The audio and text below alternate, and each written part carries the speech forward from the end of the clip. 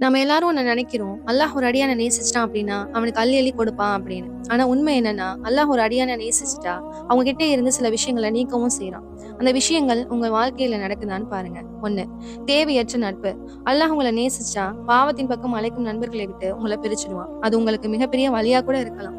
ஆனா, அதுதான் உங்கள் மறுமைக்கான பாதுகாப்பு. 2வது விஷயம், ஹராமான வருமானம். தவறான வழியில் வரும் பணத்த அல்லாஹ் தடுத்து உங்கள சோதிக்கலாம். ஏன்னா, உங்கள் துஆக்கள் அங்கீகரிக்கப்பட உங்கள் உணவு ஹலாலாக இருக்க வேண்டும் என்று அல்லாஹ் விரும்புகிறான். 3. பெருமை. என் திறமையால தான் இது நடந்தது என்ற எண்ணம் உங்களுக்கு வரும்பொழுது, அல்லாஹ் உங்களுக்கு ஒரு தோல்வியை தந்து உங்களுடைய பெருமைய உடைப்பான். ஏன்னா, அவன் உங்கள பணிவானவனாக மாற்றணும் அப்படின்னு நினைக்கிறான். 4. மனிதர்கள் மீதான அதீத நம்பிக்கை. நீங்கள் யார அதிகமா நம்புறீங்களோ, அவங்க மூலமே உங்களுக்கு ஏமாற்றத்த தருவான். எதற்குன்னா, நீங்க படைப்புகள நம்புவதை விட்டுவிட்டு, படைத்தவனை மட்டுமே நம்ப வேண்டும் என்பதற்காக. 5. நேரத்தை வீணடிக்கிறது. தேவையற்ற அரட்டை, வீணான பொழுதுபோக்கு இது போன்ற விஷயங்கள்ல உங்களுக்கு சலிப்பை ஏற்படுத்துவான். அதற்கு பதிலாக உங்களை இபாதத்திலும், பயனுள்ள காரியங்களிலும் ஈடுபட வைப்பான். 6வது விஷயம், உலகத்தின் மீதான அதீத மோகம். இந்த உலகம் நிலையற்றது என்பத உங்களுக்கு ஏதோ ஒரு இழப்பின் மூலம் புரிய வைப்பான். உங்கள் இதயத்துல மறுமையின் மீதான ஆசையை விதைப்பான். 7. பாவமான பழக்கங்கள். நீங்க ரகசியமா செஞ்சு வந்த பாவங்களின் மீது உங்களுக்கு ஒரு வெறுப்பை உண்டாக்கி, அந்த பக்கமே போக முடியாதபடி ஒரு சூழ்நிலையை மாற்றி விடுவான்.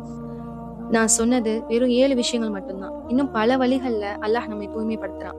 உங்க வாழ்க்கையில ஏதோ ஒண்ணு பறிபோகுது அப்படின்னா கவலைப்படாதீங்க. ஒருவேளை அல்லாஹ் உங்கள நேசிப்பதால கூட உங்களுக்கு தகுதியற்ற ஒன்றை உங்களை விட்டு நீக்கி விட்டுட்டு, அதை விட சிறந்த ஒன்றை உங்களுக்கு தர காத்திருக்கலாம். புரியும்படி சொல்லப்போனா, இழப்புகள் எல்லாமே தோல்விகள் கிடையாது. சில இழப்புகள் அல்லாஹ் நம்மீது வைத்திருக்கும் அளவற்ற அன்பின் அடையாளமாக கூட இருக்கலாம். இந்த பதிவ உங்க ஃப்ரெண்ட்ஸ் அண்ட் ஃபேமிலிக்கு ஷேர் பண்ணுங்க. ஒருவேளை அவர்கள் எதையாவது இழந்து வருத்தத்தில் இருந்தா, இந்த வார்த்தைகள் அவர்களுக்கு ஆறுதலாகவும், அல்லாஹ்வின் மீது நம்பிக்கையையும் ஏற்படுத்துவதாகவும் அமையும். இன்ஷா அல்லாஹ். அல்லாஹ் உங்களை நேசிக்கிறான் என்பதற்கு இந்த பதிவு உங்க கண்ணில் பட்டதே ஒரு சாட்சி தான். இது போன்ற இன்னும் பல பதிவுகளுக்காக என்னுடைய பேஜை ஃபாலோ பண்ண மறந்துடாதீங்க. நம்முடைய வாழ்க்கையில எதை நீக்கினால் நாம் அல்லாஹ்வை நெருங்க முடியுமோ, அதை நம்மை விட்டு நீக்கி, எதை நம்மிடம் கொடுத்தால் நாம் நேர்வழி பெறுவோமோ, அதை நமக்கு தந்து, நமது உள்ளங்களில் அல்லாஹ்வின் மீதான நேசத்தையும், மறுமையின் ஆசையையும் அதிகப்படுத்துவானாக. ஆமீன். இன்ஷா அல்லாஹ். மீண்டும் ஒரு நல்ல சிந்தனையோடு உங்களை சந்திக்கிறேன். பாரக்கல்லாஹு ஃபீக்கும்.